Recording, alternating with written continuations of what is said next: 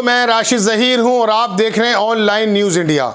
Nawab Malik, Sameer Wankhede, NCRB, Shahrukh Khan का बेटा आर्यन खान, तमाम चीज़ों को एक तरफ रख दीजिए। आपको मालूम है कि हाई कोर्ट ने क्या टिप्पणी की और किस तरह से बताया कि शाहरुख खान के बेटे आर्यन खान के खिलाफ एक सबूत नहीं है, कोई भी जो कहानी बनाई गई सब मन गलत है, ये मैं बता रहा हूँ। लेकिन उसका जो एग्जैक्टली बात क्या कही है वो हम आपको बता रहे हैं। लेकिन इस पर हाई कोर्ट का फैसला आने के बाद और ये बताने के बाद कि ये मामला बिला वजह तूल किया दिया गया और संस्थाओं का गलत इस्तेमाल हुआ है, नवाब मलिक ने धमकी दे दी है और बोल दिया है, मांग भी की है और गुहार लगाई है कि अब एनसीबी और जो समीर वानखेड़े इनके खिलाफ फर्जीवाड़ा, धोखाधड़ी और एक्सटॉर्शन इसका मुकदमा बनता है। अब ये सुप्रीम कोर्ट जाने की बात करेंगे, लेकिन जनता के पैसे को इस तरह से व्यय नहीं करना चाहिए।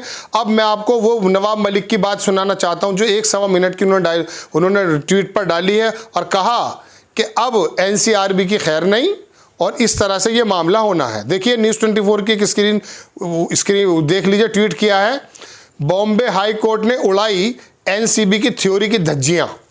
बताइए क्या वो बनाकर ले गए थे प्रोग्राम, और आपका और मेरा और पूरे देश का कितना समय बर्बाद किया समीर वानखेड़े जैसे आदमी ने और एनसीबी ने, और इसको चलाने वाले जो मंत्रालय उन लोगों ने कि आपको और हमें लखीमपुर खीरी से हटाया गया। चलिए खैर, बॉम्बे हाई कोर्ट ने उड़ाई एनसीबी की थ्योरी की धज्जियां।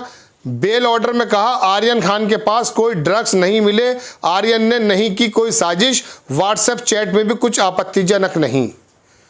अब आप ये देखिए कि ये नवाब मलिक ने क्या कहा, उसके बाद फिर मैं आपको इसके बारे में थोड़ा बताने आऊँगा कि किस प्रकार की बात लोग कह रहे हैं और क्या इसका आशय था और समीर वानखेड़े और एनसीबी क्या कर रही थी।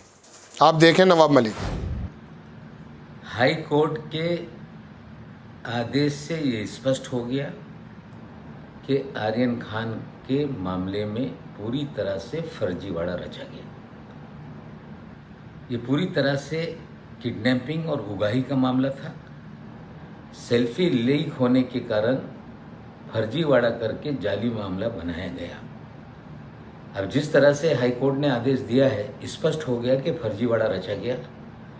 हम ये भी जानते हैं कि इस आदेश के खिलाफ सुप्रीम कोर्ट जाने की भाषा बोली जाएगी। एनसीबी को समझना पड़ेगा कि जो भी आप खर्च कर रहे हैं ये जनता का पैसा है। एक अधिकारी के फर्जीवाड़े के लिए कोई जमानत निचली कोर्ट दे तो हाई कोर्ट जाने की बात करेंगे, हाई कोर्ट जमानत दे तो सुप्रीम कोर्ट जाने की बात होगी। रिया चक्रवर्ती में भी सुप्रीम कोर्ट में जमानत रद्द करने के लिए एप्लीकेशन लगी हुई है। केंद्र सरकार को समझना पड़ेगा कि कोई अधिकारी फर्जीवाड़ा रच कर पूरी तरह से लोगों को बदनाम कर रहा है, उगाही कर रहा है, ऐसे अधिकारी पे कार्रवाई करे, उसे बचाने का काम ना करे।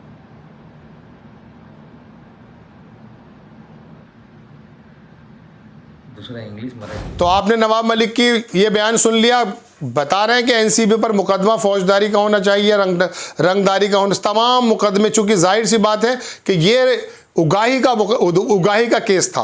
फिल्म इंडस्ट्री से ड्रग्स के नाम पर किस तरह की पहले चीज़ें हम सुनते आए थे, लेकिन उनको जो निशाना बनाया जाता है और 3000 किलो मुद्रा एयरपोर्ट पर पकड़ी जाती है, हीरोइन और ड्रग्स, उसके बारे में कोई खबर नहीं बनती, और बार बार जो है गुजरात के अंदर पकड़ी जा रही उसके बारे में खबर नहीं बनती। शाहरुख खान के बेटे के दोस्त के पास 6 ग्राम पकड़ी गई और पूरा देश हिलकर रह गया था। अब सुप्रिया श्रीनेत, ये एक कांग्रेसाई प्रवक्ता हैं, पहले पत्रकार रही, उन्होंने कितनी अच्छी बात कही वो देखिए। इन्होंने लिखा कि आर्यन खान के बेल ऑर्डर में बंबई उच्च न्यायालय की टिप्पणियां हर पुलिस अधिकारी को पढ़नी चाहिए।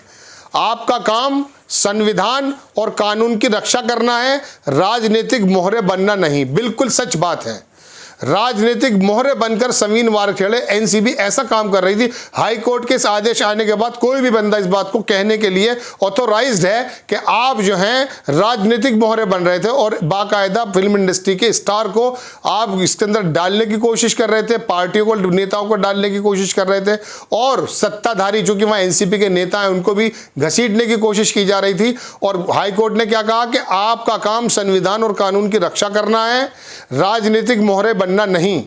फैसला इस देश के कोर्ट करेंगे, टीवी स्टूडियो में बैठे नौटंकीबाज नहीं। ये बात लिखती है Supriya Shrinate.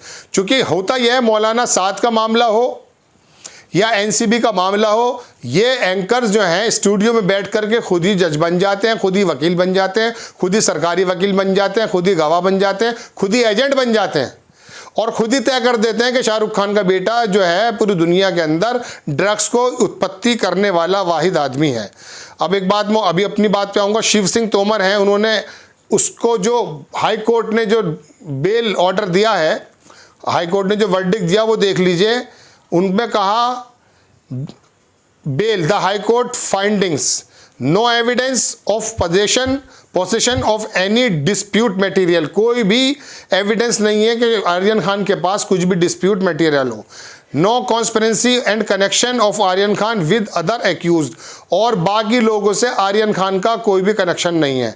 Nothing objectionable found in Aryan WhatsApp chat, और कुछ भी उसकी व्हाट्सएप के अंदर ऐसा कुछ नहीं है जो ऑब्जेक्शनल जिसमें ऑब्जेक्शन उठाया जा सके। ये आपकी स्क्रीन पर उसकी फाइंडिंग्स हैं, देख लीजिए। रेड लाइन से लिखा हुआ as such this court the first required. ये तमाम बातें वही हैं जो हमने आपको बताई हैं। अब बात यह आती है कि साहब तुमने तो कर दिया खेल, आपने तो 1 महीना 1.5 महीने हंगामा किया। समीर वानखेड़े जी, कभी आप हिंदू निकले, कभी मुस्लिम निकले, कभी आप 10-10 लाख रुपए के सूट पहने, कभी आप मालदीव, कभी दुबई, दुनिया भर का नेक्सस आपने बना रखा था। आपकी हकीकत क्या थी? एनसीबी को तुमने वो बनाकर रख दिया कि पूरे हिंदुस्तान के अंदर पुलिस आर्मी को तो हम जाना करते थे, आम आदमी पुलिस, लेकिन एनसीबी को इतना जानने लगा हर आदमी, और शाहरुख खान के बेटे के बारे में ऐसा लगने लगा था कि इंडस्ट्री के अंदर ये जो लोग अपना काम कर रहे हैं, अभिनय का जो काम कर रहे हैं, समाज को आईना दिखाने का जो काम कर रहे हैं फिल्मों के माध्यम से, ये शायद सारे के सारे ही चर्सी होंगे। लेकिन आप उनके खिलाफ वही बात कीजिए ना जो नॉर्मल चर्सी के साथ किया जाता है। जो ड्रग एडिक्ट होगा, जो करता है, जितनी उसकी संविधान जो उसको सजाएं देने की बात करता है, उसके संबंध में आप लेके जाएंगे।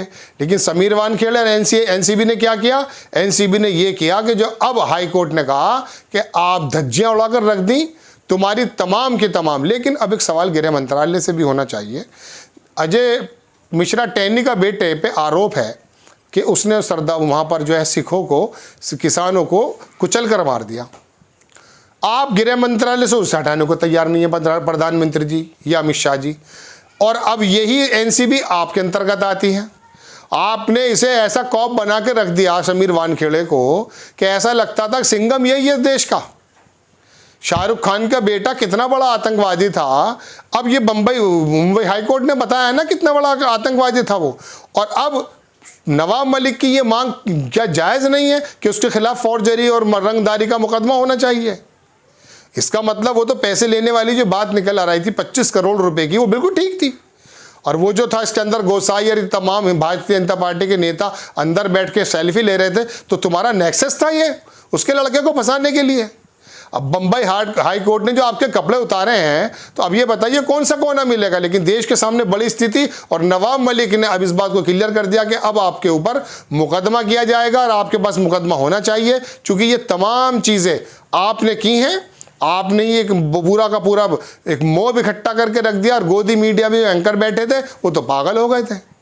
उन्होंने कहा अपने मालिकों को, जो संस्थान के मालिक थे, कि साहब ऐसा ज़बरदस्त मुद्दा आता गया है कि सरकार की नाकामियों को भी छुपा के रख देंगे, और जनाब वाला हम जो है ना इतना शोर मचाएंगे कि शाहरुख खान और ये खान और वो खान, इसको दाऊद इब्राहिम से जोड़ देंगे। आप घबराइए मत। पाकिस्तान और तमाम अफगानिस्तान जना क्या क्या किया, यानी कि वही मौलाना साद के बारे में आपने जो ट्रायल चलाया था मीडिया में, और यही आपने आप चलाया।